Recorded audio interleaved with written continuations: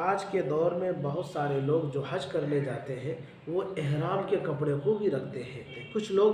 مکے میں جا کر کے وہیں پر کفن کا کپڑا خرید لیتے ہیں اور آب زمزم سے دھو کر کے بھگو کر کے لا کے رکھتے ہیں تاکہ جب موت ہو تو اسی کپڑے میں انہیں کفنایا جائے۔ سوال یہ ہے کہ کیا احرام کے کپڑے میں کفنانا یا کفن میں شامل کرنا اسی طریقے سے آب زمزم سے دھلے ہوئے کپڑے کو کفن میں شامل کرنا درست ہے یا نہیں؟ یہ بھی ایک اچھا سوال ہے کہ جی ہاں، ایسا حدیث سے ثابت ہے کہ آپ صلی اللہ علیہ وسلم نے مسلمان کے جن کا انتقال حالت احرام میں ہوا ہے تو آپ نے فرمایا کہ بھئی وہ کفن بھی اسی کپڑے میں کر دو تاکہ قیامت کے دن یہ اسی حال میں لبیک کہتا ہوا اٹھے گا۔ اور اس حدیث پاک کی روشنی میں یہ کہا جا سکتا ہے اگر کوئی صرف تبرک، اس سے آگے کچھ بھی نہیں، اگر کوئی احرام کے کپڑے کو کفن میں شامل کرنا چاہتا ہے جائز ہے، اس شرط کے ساتھ کہ وہ یہ نہ سمجھتا ہو کہ اس کپڑے کی وجہ سے میری بخشش ہو جائے گی، یہ اعتقاد نہ رکھتا ہو تو۔ اگر وہ یہ اعتقاد رکھتا ہے کہ اگر احرام کے کپڑے کو کفن میں شامل کریں گے تو میری نجات ہو جائے گی، یہ اگر عقیدہ رکھتا ہو تو پھر اس سے بچنا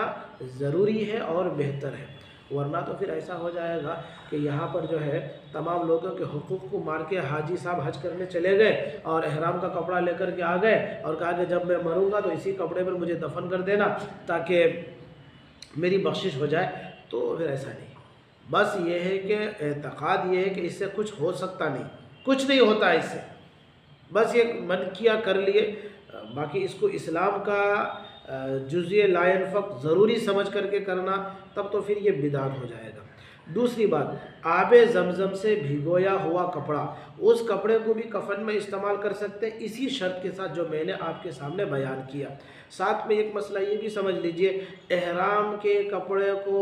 وہ بندہ خود بھی اپنی ذات میں کرتا پائجامہ بنا کر کے استعمال کر سکتا ہے، جائز ہے۔ کسی فقیر کو ہدیہ بھی دے سکتا ہے، جائز ہے۔ یہ ضروری نہیں ہے کہ یہ احرام کا کپڑا ہے تو لہٰذا اب اسے کہیں تبرک سمجھ کر کے رکھ لیا گیا، نہیں۔ آپ اس کپڑے کو کرتا بھی بنا سکتے ہیں، کفن کے لیے بھی رکھ سکتے ہیں، کسی فقیر کو بھی دے سکتے ہیں، یہ سارے کام جائز ہیں۔ لیکن ہمارے سماج میں یوں سمجھا جاتا ہے کہ بھئی اس کپڑے کو اب وہ تبرک ہو گیا لہٰذا مرنے کے وقت اسی کپڑے میں اسے کفنایا جائے گا، یہ ضروری سمجھ لیا جائے۔ اب یہ جو ضروری سمجھ لیا گیا، جہاں جہاں یہ صورتحال ہے وہاں پر احرام کے کپڑے سے کفن نہ دینا بہتر ہے، سمجھ رہے نا؟ جہاں یہ ضروری سمجھ لیا گیا وہاں پر آب زمزم سے بھگوئے ہوئے کپڑے میں کفن نہ دینا بہتر ہے، اس لیے کہ مستحب کو استحباب کے درجے میں رکھو گے تو شریعت ہے، جہاں مستحب کو واجب اور فرض کے درجے میں لاؤ گے تو وہ مستحب بدعت بن جائے گی، گناہ ہوگا اس سے، اب وہ سنت نہیں ہے بلکہ وہ بدعت اور رسم و رواج بن جائے گی۔ تو اس حدیث پاک میں یہ چند مسئلے ثابت ہوتے ہیں۔